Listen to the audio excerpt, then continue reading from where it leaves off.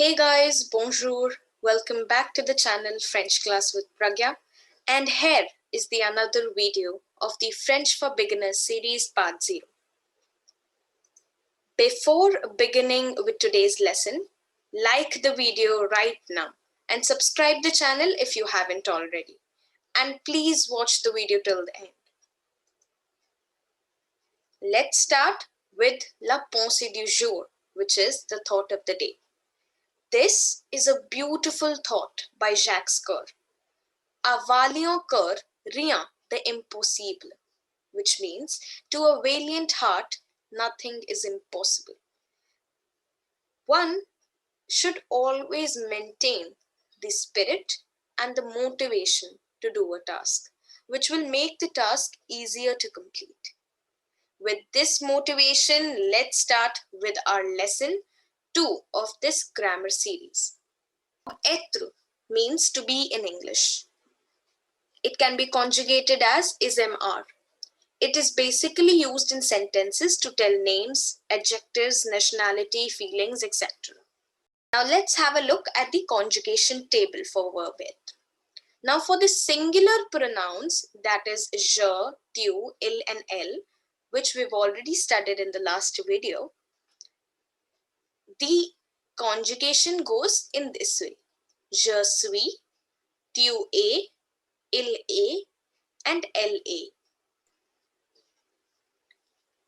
And similarly for the plural pronouns also, it stands for we are, you are in plural, they are in masculine, and they are in feminine. So this is the set of conjugation that we'll be using for making the sentences. This you'll have to memorize. Now let's have a look at the examples for better understanding. For example, if I have to translate a sentence, I am Pragya to French, I'll be breaking the sentence into a few parts. I, which is the pronoun, which we know as je in all the cases. Am would be the verb être, which would be conjugated for je. So if we look at the conjugation table, the conjugation says it should be je suis for verb être, and hence I am will be written as je suis. However, Pragya is a proper noun, which is a name of a person, so it would be remaining the same. So the final sentence would become je suis Pragya, which stands for I am Pragya. Looking at the other example, here être will be used along with adjectives. Let's see how. The sentence is he is tall or short. Any adjective can be used. Now for this, the translation would be il for he and is, which is the conjugation along with il for. So at the end, you'll have to memorize this conjugation table so that it is easier for you to make sentences. But don't worry, slowly and gradually, if you practice, you'll memorize it yourself. So coming back to the sentence, he is tall or short becomes il est grand or petit. Now, grand and petit are adjectives used for tall and short respectively. We'll be covering these in the upcoming videos for sure. Further examples, you are happy. Now here S stands for singular. So I have to use tu here. This tu for you, that is singular, and not vous êtes, which is for plural you. So we know that along with tu, we have the conjugation tu es. So now let's see what a sentence looks like. You are happy, which means tu es content.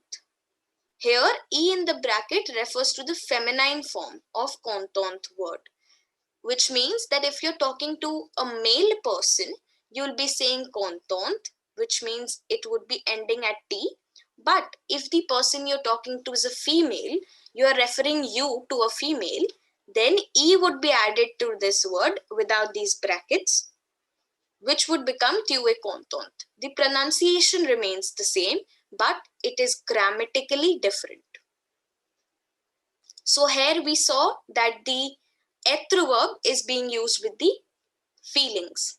Next, we'll be talking about nationality.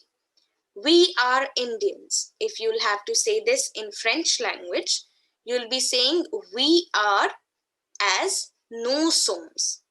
We saw it in the conjugation table that we are is represented by nous sommes. This is plural and first person.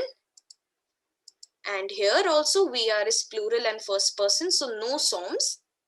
And Indians is written as Andiyan or Andiyen. If we is a group of males, it would be Andiyan. And if the we is a group of females, it would be Andiyan. However, a case can also be there where there are both the people, girls and boys together. So Andiya is preferably used in that case. There can be many more examples to this, however. So I hope the topic is clear to you now. In the next video, we will be covering verb avoir. Don't forget to like, share and subscribe. If you like the video, please also comment down below. Any suggestions you have for the upcoming videos or any doubts that you have from the topics being taught, you can comment it down. I'll be replying to it personally. So we'll see you in the next video. Till then, goodbye.